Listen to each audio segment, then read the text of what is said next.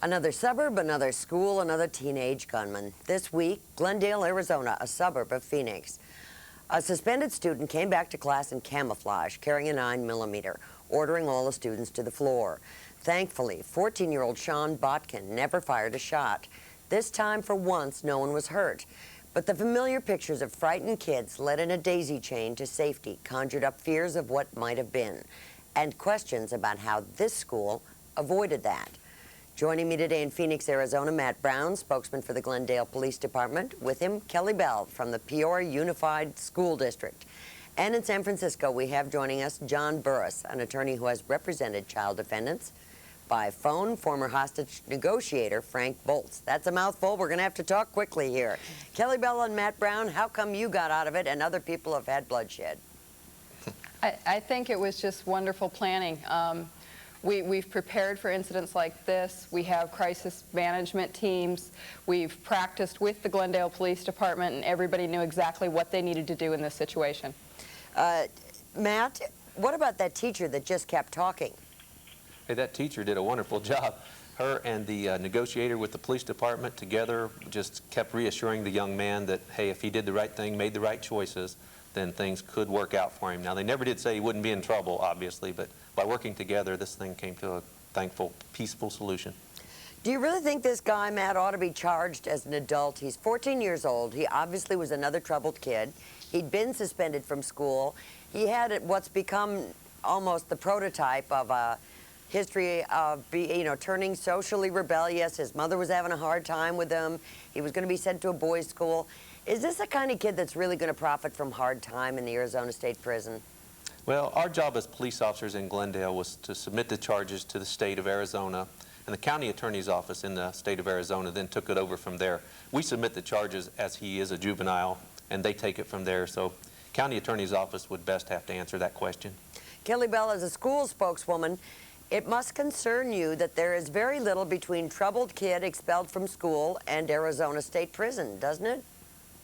Well, one of the things that I would like to clarify was that Sean was not expelled from school. That's Suspended? not correct. He had been disenrolled as of October 2nd, and as many people are aware, disenrollment can be anything from moving to another school, moving within the geographical area to another district. It can be for a lot of reasons. What was it in his case?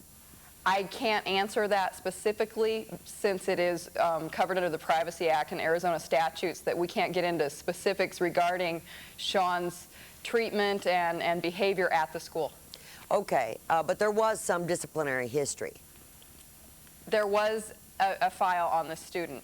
Okay, and was he enrolled in any other school at the time?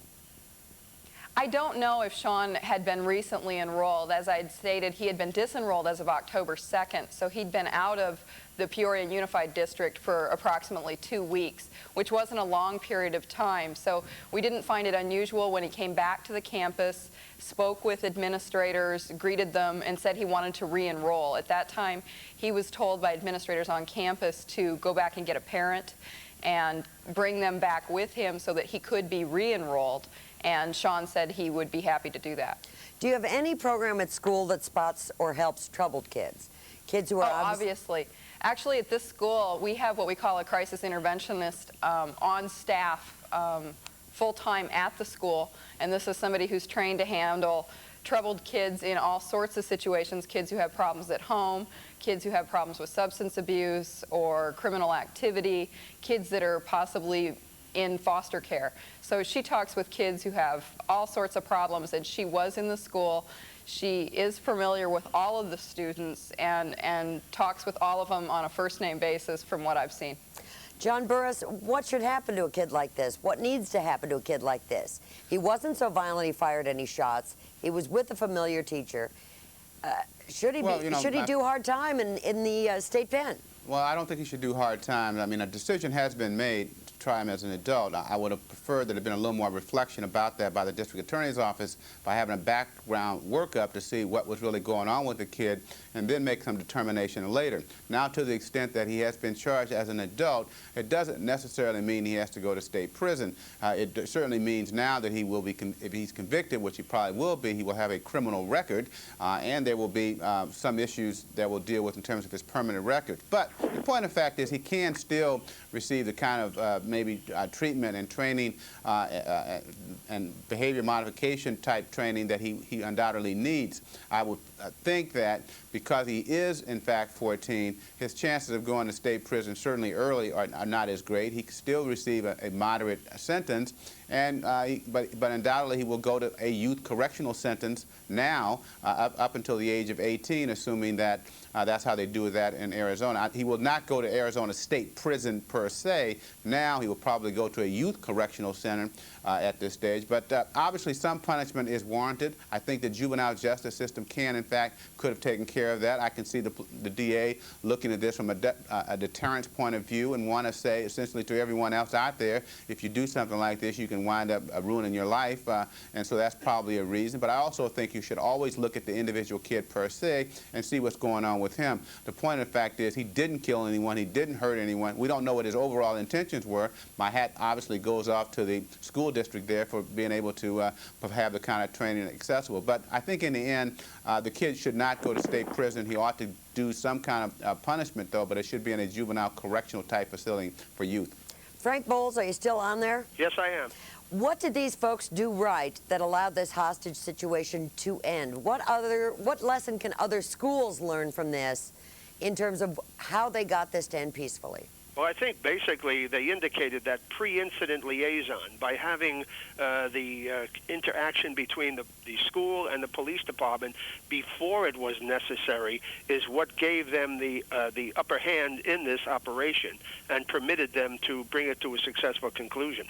If you're the one who ends up with that kid in your classroom, what kinds of things are you supposed to say to him, Mr. Bolts? Well, basically what we're trying to do is to bring that person down, bring that child or even an adult down from a high anxiety situation and let that person ventilate. The last thing we want to do is bring about either a homicide or a suicide by cop, as we sometimes get, especially with young people. And so we want to try to minimize that by listening to what he has to say, listening to his problems. Do you assume going into a situation like that, Mr. Bolts, and then Matt and Kelly, I'd like to get your responses.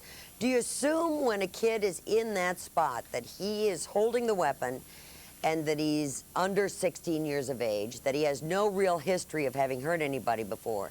Do you assume that he's in an unstable mental state, that there's either undiagnosed mental illness there, or that he's depressed, or that he may be manic, but do you assume he's in an altered state?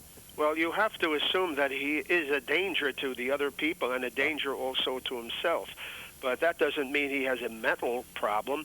It could be something, just the incident that creates this particular situation. But I would like to just comment briefly on the media there. One of the things they did, even though they were showing the building from the helicopter, they did not come all the way down to show the tactical operation of the police, and I think that was commendable. Matt Brown, Kelly Bell, I think that's quite a compliment. Did you deliberately keep the helicopter shots of the tactical operations? Did you ask them at any point, Matt, to keep those off TV? Yes, we always deal well with our media locally here in Phoenix. I've personally had a great rapport with them, and they're pretty receptive to that with us. And again, all the stations that were out there, the thing went as smooth as it could, working with the media under those extreme conditions. And what kinds of things did your negotiator say to this young man? How did you get through to him? Oh boy, he said, you know, his biggest fear was the young man was so calm, and Kelly alluded to this earlier when we were discussing it. The young man was so calm that our negotiator was afraid he might take his own life, especially after the people left the classroom. This negotiator, Sergeant Jim Trammell, related to this kid as if it was his own son, which he has a son that age, and said, hey, we just need to work it out. And he said a lot of things to him that he learned in training and was able to, with the teacher in the district and the school, to get the kid out the door safely. We're getting reports right now that there's a Utah school in a lockdown, that there's another hostage situation in process. We'll get details to you as we get them in. Kelly Bell, what would you tell that school district? I hope that they're prepared for the situation. The only thing that can help you deal with the situation is being prepared when you go into it. As you'd mentioned, the media being cooperative, part of that was because it was involved with our preparedness. We knew that we needed to sequester them in an area so that they wouldn't be directly involved with any of the tactical maneuvers going on by the Glendale Police Department, and that was done as soon as I reached the scene, which was very, very early on.